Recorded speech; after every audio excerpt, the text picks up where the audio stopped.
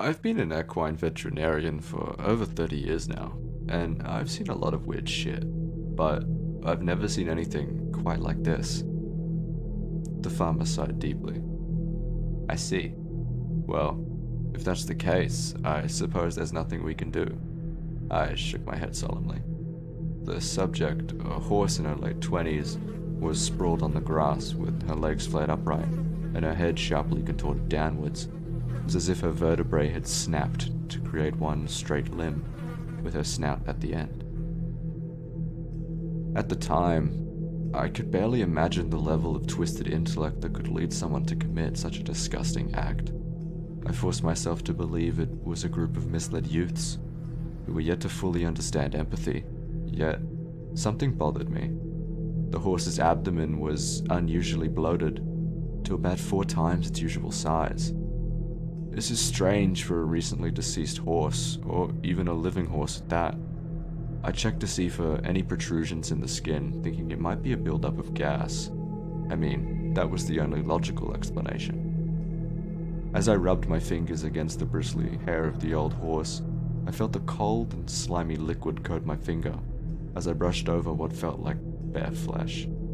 I began to cut down the fur with my razor to get a better look. As I did, I was utterly perplexed. There was a hole under the horse's right front leg. It was about an inch or so in diameter, and it, without a doubt, tunneled straight into the horse's chest. I covered my right eye to get a better look inside, but I could only make out blackness with a deep shade of crimson gore. It looked relatively normal, at least for the inside of a hole. The farmer then began to fire off questions, as he got just as inquisitive as me. I began to think about scenarios. Maybe the teens from before had stabbed at the horse. No, it couldn't be a knife wound. Maybe they shot the horse. No, that's impossible. A bullet hole couldn't be this big, unless it was a high-power rifle.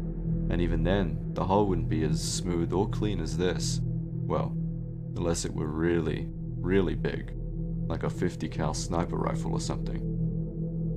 Did you hear any loud noises yesterday?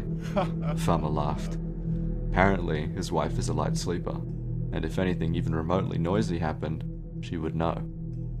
That annoyed me to hear, as it deflated all of my possible reasonings for how this could happen. After poking around in the hole with some gloves, I felt nothing out of the ordinary, and I found no shells.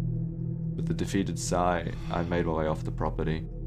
I was really out of routine that day, but something as unexplainable as that had really toppled my confidence. Throughout the day, I couldn't stop thinking about the horse. I work as a volunteer in my free time at the local preschool. I was never able to have kids myself, not because I couldn't find a partner, but because I'm clinically infertile. It makes me feel like I can still help raise the next generation, and I get a lot of pride and fulfillment out of what I do, even if it seems mundane. All of the logical scenarios just didn't seem plausible enough. There was always something to disprove it, like his wife's light sleeping or the size of the wound. If there was gas in the stomach, why hasn't it leaked out of the wound already? It didn't make any sense. I realized I'd been zoned out and staring at one of the kids blankly. He looked relatively freaked out, and I apologized and stepped out of the room. I needed time to think. That's when my phone buzzed. It was the farmer from earlier. I think his name was Dale. Now, I know you're not going to believe this, but as I was moving the horse, I flipped it over, and there are dozens of those holes, all in different shapes and sizes lining her back. Some are dried up now, but a couple are still leaking. I was in absolute shock. I couldn't think of any known disease that could have caused it. The holes were nothing like rot, so it couldn't be some rare chronic waste disease. In my frustration, I ripped off my visitor tag and stormed out of the building without finishing my supervision. I had to figure this out, or else I'd never sleep again. I drove like a maniac that day, and ran a few red lights. In hindsight, there was no reason to be so overly obsessed with that horse, but in my years as a vet, and treating hundreds if not thousands of horses, I'd never seen anything like that. And that bothered me deeply.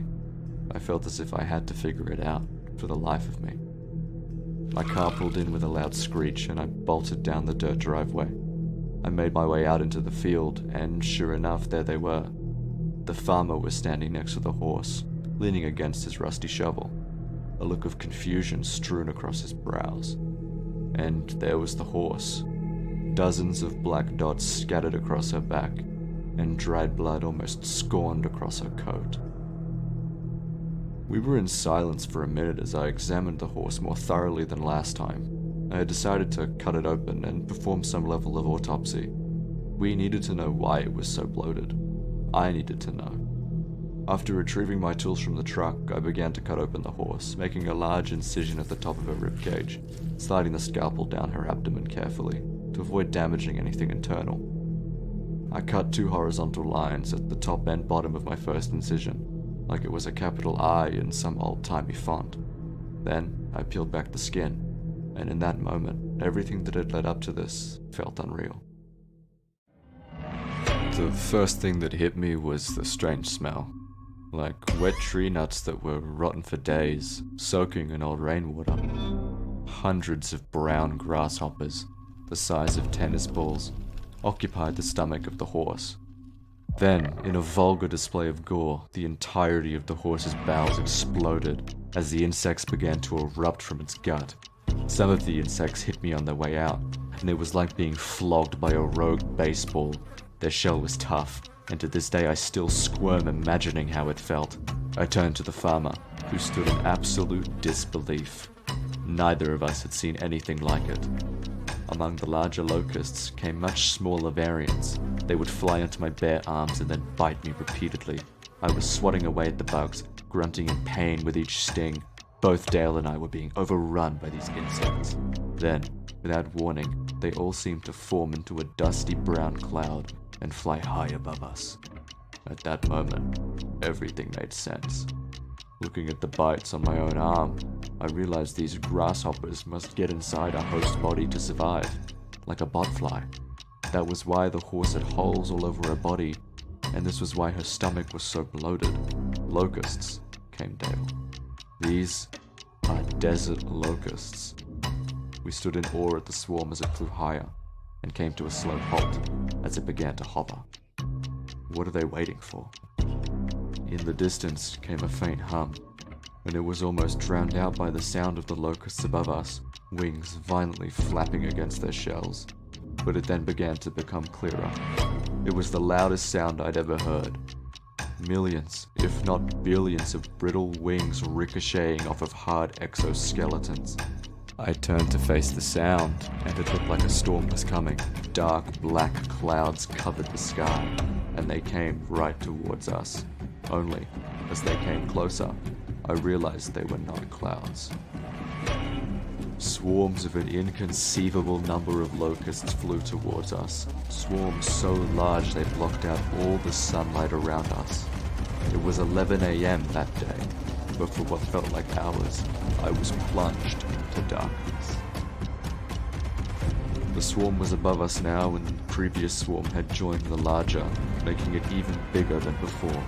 I could barely hear myself think now, and I didn't have time to try. Something clasped my arm and I was shot to my left. I snapped my head to see what was pulling me, and it was Dale.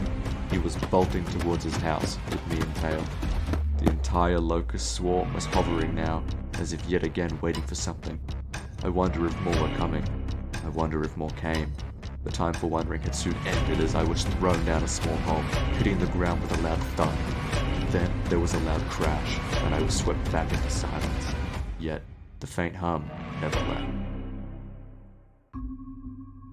I don't remember how long we stayed in Dale's storm shelter. His wife was already inside when we got there, as well as his 2 dogs. We felt violent shaking and rattling after a few minutes of getting inside, but no one was brave enough to investigate. Eventually, the hum left. I was the first to open the hatch and look. The sunlight peered back at me, and relief swept across my body. I stumbled out and took a look around. To my absolute horror, the ground was shaved about 5 inches down, for as far as the eye can see. A dry, brown dirt now encapsulating the once vibrant green landscape. Dale's house was nowhere to be seen, and neither was his livestock. Not even the bones remained. I turned towards the once existent gateway to see that my car was still intact, minus a few thousand dents and scratches. My windshield was shattered and my metal wheels bare. Looking down at the trapdoor below my feet, I saw mostly the same, the sides of it now exposed by the shaved ground, but only damaged with a few scratches. It seems these bugs didn't like metals much, but everything else was fair game. As once was a bushy trail leading to the property was now a vacant brown landscape, void of any nature. Beyond it was the town, which looked as if a Category 6 hurricane had run it down to the ground. It was the most horrific yet unbelievable thing I'd ever seen. And I could only pray for whatever else was unfortunate enough to be in its path.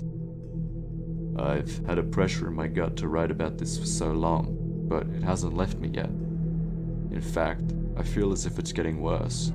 A sharp pain now erupting throughout my stomach.